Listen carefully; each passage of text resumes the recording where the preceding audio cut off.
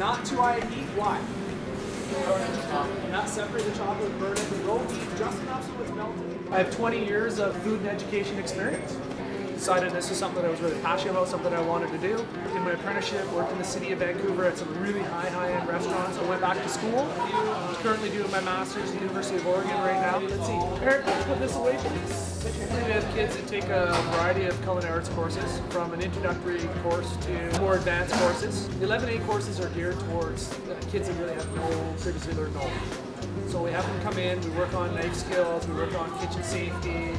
We're giving them some life skills so that if they were to go home and cook, or they're to go home and have to cook for themselves after they finish high school, that they'll have these skills that they'll retain for the rest of their lives. Knife skills, cooking skills. Teamwork? Yeah, I guess teamwork. Well, I learned how to be food safe, that's for sure. I'm learning actually how to make food for the rest of my life. They are both Red Seal certified, so they are very, very knowledgeable, and like they know a wide range of information. Before I came here, I would just be like, oh, whatever, and I'd like hold a knife wrong and stuff like that, but I've actually learned how to like make good food in like a safe way. With your butter, take it off and let it cool for a couple of minutes. And then add your egg yolks, right? And then whisk in your egg yolks. He's funny, he's great, especially with Bob, with him out. Like, they're just great people. Like, they're not just there to like boss you around. Like, they actually guide you through it. You do a little thing. I am the culinary assistant here. I basically assist Straumford here with students. Most of my life is spent in kitchens. It goes from very startup in the sense of basically we get students here who have never cooked in their whole life.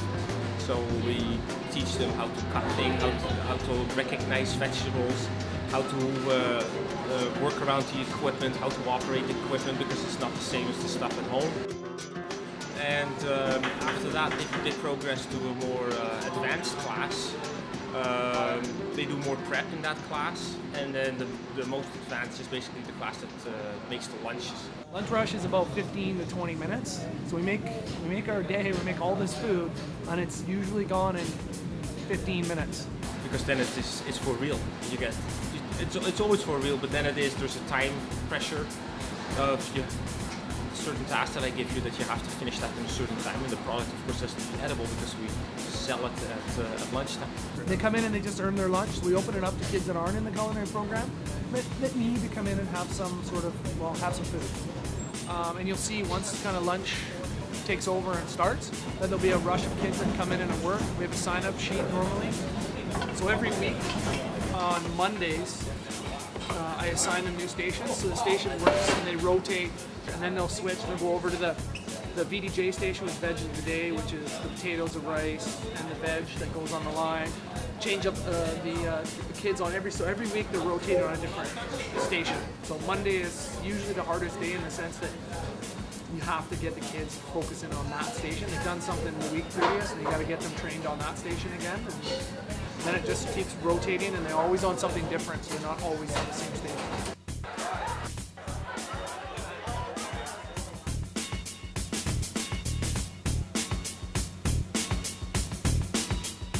I'm just, happy with the please and the quality of food that these kids are making. Kids don't want to take this a step further. We have a program through our school and through different subsidiaries of the Ministry of Education. ITA developed a course called the ACIT program. And the ACIT program is kids that are in high school can do their first year post-secondary education by coming into the school and working on their first year apprenticeship. It allows them to save a year on their apprenticeship when they leave high school to go to post-secondary education. Low heat. They're first year apprenticeship kids. They know how to pretty much just about do anything. There is a lot of information to take in. Like Straumford does a great job of making sure you get all the little details on certain steps and stuff like that. So it's honestly a great program. I really get excited for this because it's a really tough program to teach. It's also a really tough program for them to learn. They really have to work hard, and in fact, they've already got all their stuff. I give them the bookworks at the beginning of the school year, and they're working at it right now so that they can come in with some previously learned knowledge. And we can really kind of hit the ground running to really make that program successful. Not every school does it. I had to switch schools this year because my school didn't offer this program. So I'm really liking it so far. I learned a lot and people are really helpful too. So it really emphasized that kids actually, that they learn hands-on constantly. It's a really good program for following passions. If you have some form of passion for the culinary trade, it's really, really interesting. You learn a lot of your basic skills. I've worked in a couple of kitchens and it's helped me along a lot. It's an all-encompassing program. It's about not just me being the teacher here, it's about having Rob as a teacher, it's about having the kids work together in teams and units, and I really build the team concept that when someone else needs help, get in there and help them out. He's got a really good work ethic. It's good to have the same standard for your students as you do for yourself, so it's a higher standard, and it's good because it ends up for a better product. Yeah, the skills we teach them here are basically the same skills that they use in other classes or basically for life. It's all about slowing it down, giving them the right information, and allowing them the time to learn. This area, so if somebody wants to help out, that'd be great. From a student that comes in that does need a little bit more work, then I give them that. I have the freedom in this class to give them a little bit of one-on-one time. There's always going to be a stronger student. There's always going to be a student that can run with it and some that can't. So those that can't, I like to work a little bit more with them. And the ones that can't, I like to help them mentor each other. So I'll put a stronger student with a student that needs a little bit more help. Yeah, you'll see it separates the water. Yeah, water comes out. Allow them to be a little bit creative with it.